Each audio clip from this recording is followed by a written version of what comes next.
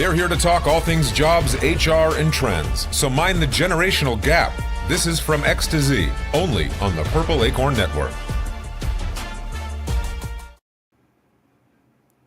Hello and welcome to From X to Z. I'm Danielle Farage. Apparently I'm a social media maven. I think that I just yap about Gen Z all day.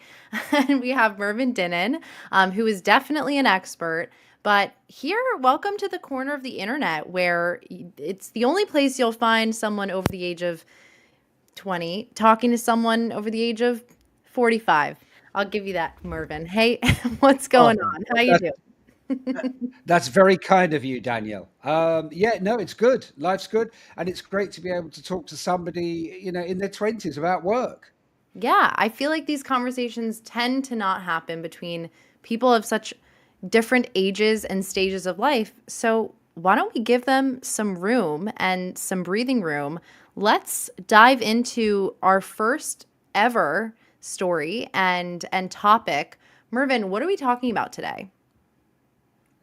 What we're talking about today is some research that's recently come out saying that Gen Z, they don't want to be middle managers. It's a mix of not wanting the responsibility, but also wanting, I think, kind of agency in what they do and how they do it and how they can progress their careers. So we're not looking at the, I suppose, more traditional route, which my generation started in the workplace and were desperate to get like supervisor status, manager status. It meant that, you got a pay rise, you had responsibility. And I think nowadays it's more about the work than it is about the levels of responsibility and the kind of title you have.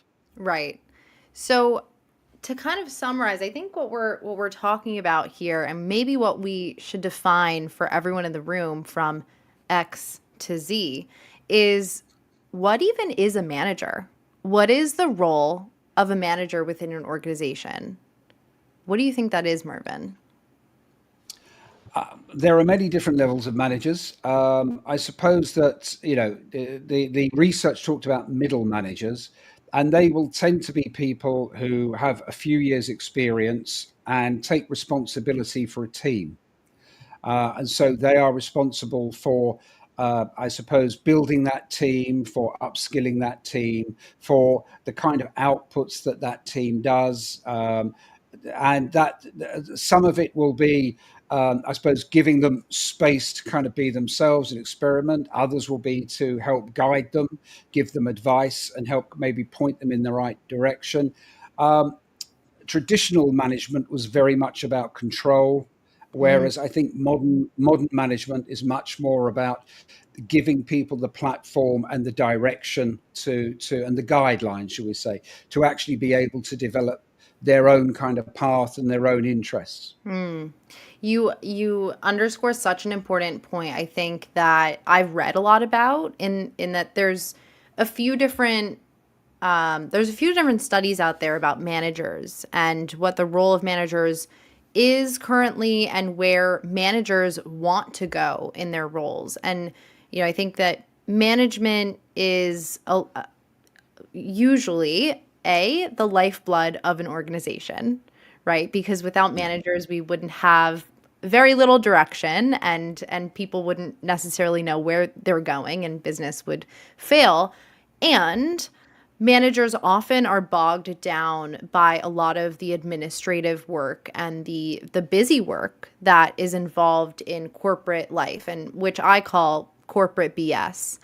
And what's frustrating, and the third point is what's frustrating for not just managers, but I think everyone, is that managers want to be in more guidance, support type of roles and function in that way, but they have a lot of that corporate BS that they kind of have to navigate. And I'll give you an example. I was speaking in Tulsa, and this millennial manager raised her hand and said, "Hey, I'm a manager of a Gen Zer, and I also have to navigate the older generations who are my higher ups. And a lot of the time, I just find myself having to play sides and kind of negotiate between the Gen Zers who want one thing and the boomers who want another thing. And I just feel really stuck, and I feel like I'm in the middle. And I feel like it was kind of an example of something where it's like, it's not only the fact that you're a middle manager, but you're also kind of playing monkey in the middle with generations. And it was such a good example of like how generational differences can actually cause even more problems for middle management. Do you see this happening, Mervyn, in your work?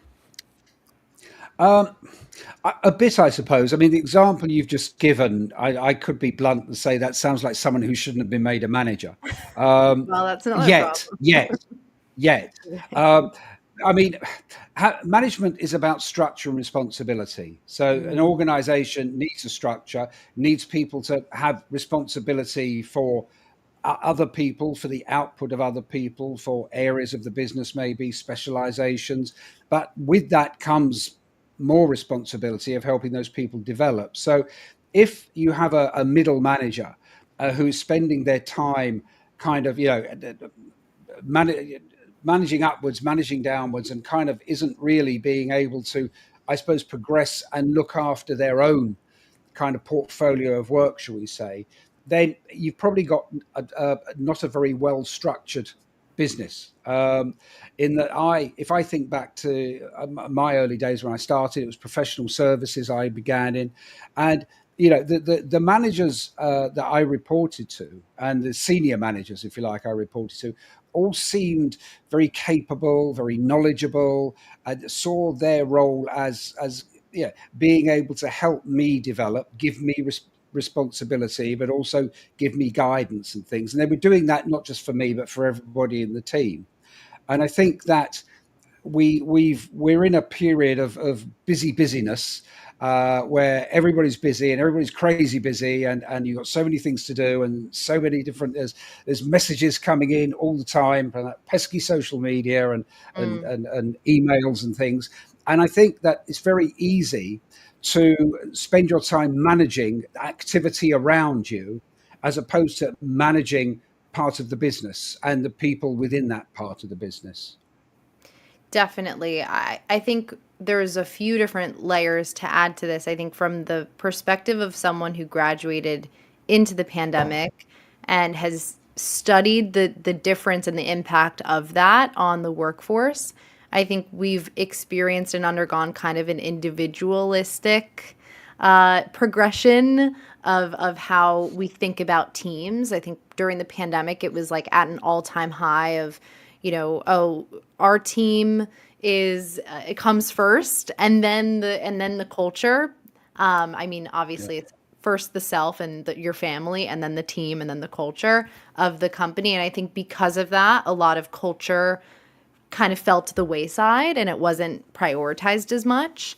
And therefore, we might not have really ever grown out of that since the pandemic. I think people, to your point, are a lot busier, and we also are working differently.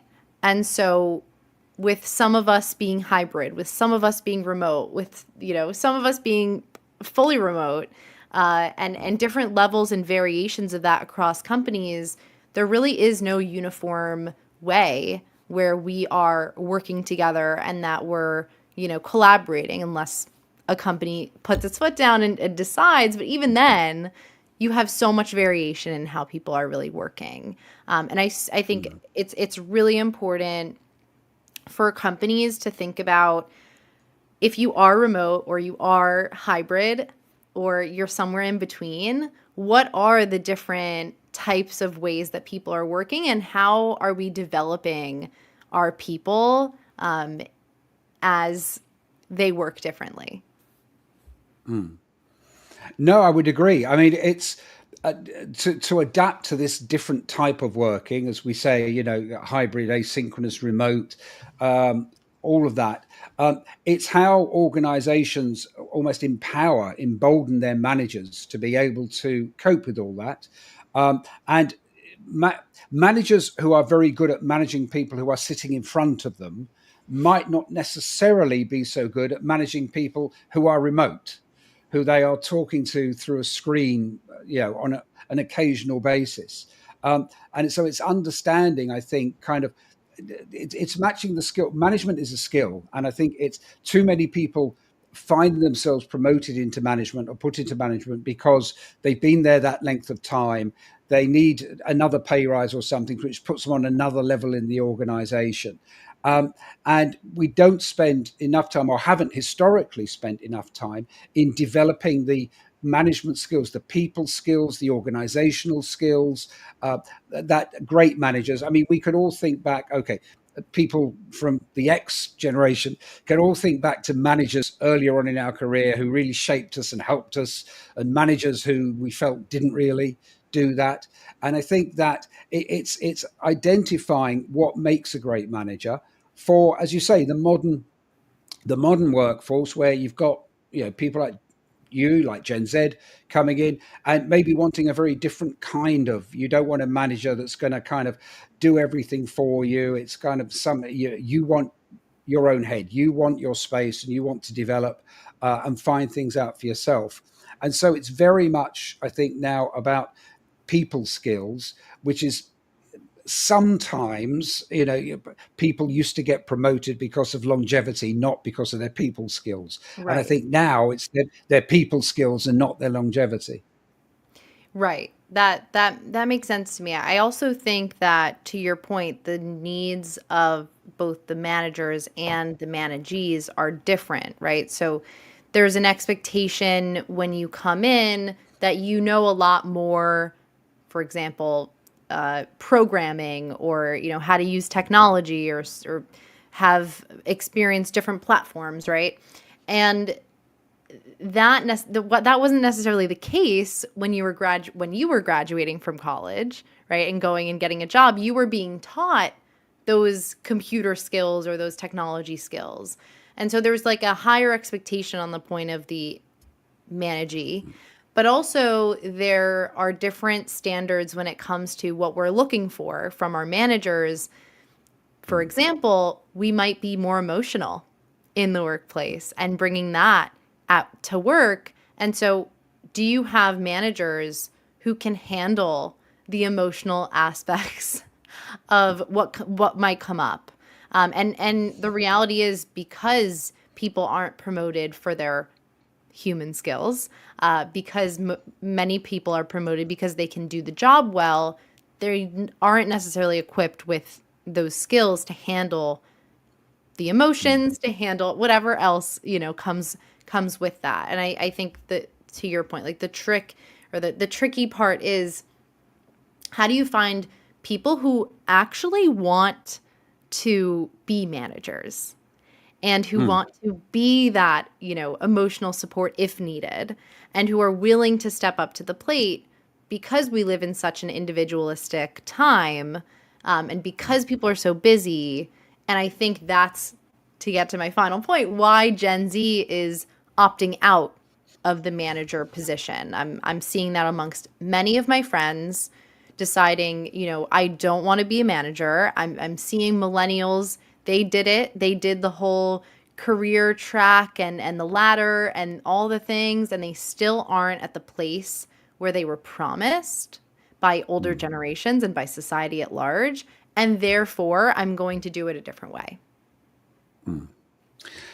A very old boss of mine once, a boss way back in my career, said about kind of the managers are kind of, why do people want to be managers? All the responsibilities, but not many of the rewards, on the basis that there were levels above of director, partner, and things. And people wanted to be managers because that was a status and that was a job in life.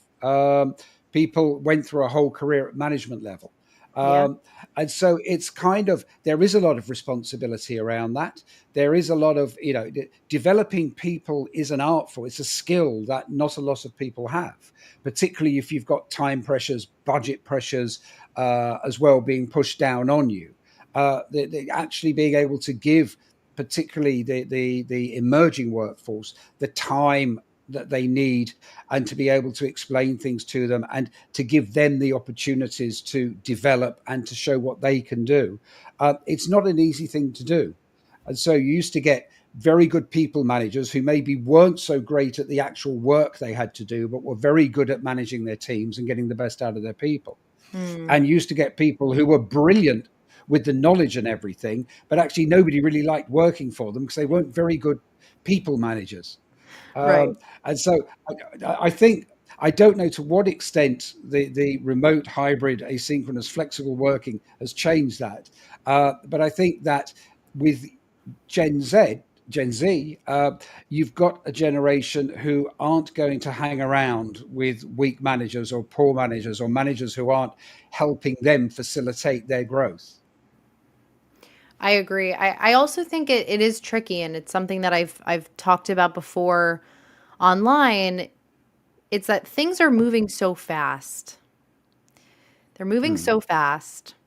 And the unfortunate part is that the managers themselves might not necessarily know how to be a guide in all of this, mm, right? And so, for example, let's say we're talking about something really important to Gen Z, which is growth and finding your direction in the organization. A lot of Gen Zers want to be at a company for 10 years or longer because they want the stability of that due to the fact that everything else around us is just nuts. It's everything is it's crazy. It's a crazy time.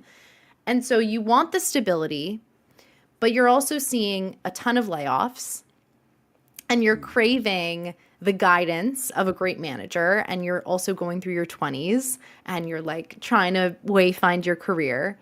And it's unfortunate, but it is the case that because things are changing so rapidly, not many people can really provide much guidance and clarity in terms of what even your role will look like in 2 years, right? Let alone your Yeah. manager. And so I think it's tough because in many ways it feels like this generation is getting left behind Mm, as a result of things changing so quickly. And I will say, I mean, I don't have the numbers on me at this point in time, but from what I'm hearing, it's becoming more and more difficult for people to get a job right out of college.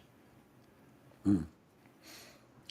Yeah, no, I've heard that too. Um, I think that, I mean, talking about the management thing is that I think the way business moves now, you people who are put into positions of management, whether that's junior management or whether it's more experienced managers, don't get the time to develop those skills because there are so many other outside pressures and outside things that need to be done. And so I think that it's the difficulty is, we were starting talking about some research to show that Gen Z don't really want to be middle managers. And I can understand that because there's a lot of responsibility for people who are still finding their way and finding what they want to do and where they sit in the workplace and how they want to operate. So I think uh, to then take on the responsibilities of management, which maybe clips their wings slightly and means, well, actually, I can't develop that area of interest because now I'm managing a team and I'm responsible for what they're Mhm. doing, and I need to give them guidance all the time. So I think I can understand why people would want to maybe turn away from that and think, management, particularly middle management, isn't for me. I would rather develop my skills to a much a big, larger degree. So I'm really good at what I do, and I can explore the areas within work that really interest me, Yeah. where I feel I can make the biggest contribution, and I can get the most satisfaction from. Yeah, I feel like that would be my advice to any Gen Zer on the who is kind of deciding, right? Who's on the fence about, do I become a manager or not? It's like, just because this is the way that it's traditionally been, right? Where you Mm, grow and mature in the organization and you become a manager and you manage other people, does not mean that you have to do it that way. And I think mm, finding the way that works for you is the most important. And it kind of sucks because it's like it's such an individualistic perspective, and I don't and I'm a collectivist. Like I do believe in community, and like I do believe in leaning into the culture and participating in, company events. And at the same time, I think that each of us has to own our careers, and we can't put anyone else's, prerogative or their goals ahead of ours, because at the end of the day, we are the ones that own our career. And the reality is, the world is becoming a place that values either someone who's very, very, very specialized and very good at what you do, and therefore you go off on your own, or a generalist who can do a lot of different things. It just depends on what type of company you want to work for. But I think, yeah, I'm in the camp of you do you, because no one else is going to look Yeah. out for you like you will. That's true. That's true. And ultimately, do you want all the responsibility? Because if you're the manager, when things go wrong, and obviously sport is the obvious example, but sport and business aren't really the same. But if your area of responsibility is not performing in the business, then it lies with you. And it could be that it wasn't the right role for you to be put in, but you had little option but to take it, and you're the one that loses out. Right. And at the same time, like, you could choose to lean out, and you could also choose to lean in, and you could try Yeah. it. And if you're someone, I mean, I personally have always leaned more towards being a manager. Like, I've been a manager a few times in my career. Surprisingly, I'm so young, but apparently I've done that. So I've done that, and I truly, like, I had no training or whatever. I was kind of just thrown into it, and I loved it. Like, I totally loved it. And I love talking to people, and I am so curious about what people's, career paths are and what their aspirations are, that it really fit me.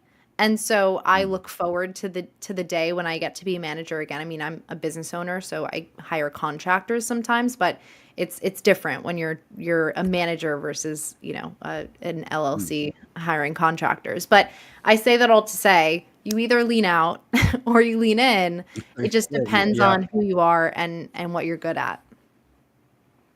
Definitely, definitely, and it's be true to yourself. It's I've often over the years said to people, particularly when I was recruiting, if it doesn't feel right, if you don't think it's the role for you, then you need to do something different, because it's kind of, you won't make the headway you want to make. You won't ultimately be satisfied. You won't get that job satisfaction if you find yourself doing something that you're not really enjoying, you don't really feel on top of, and you think plays to your strengths.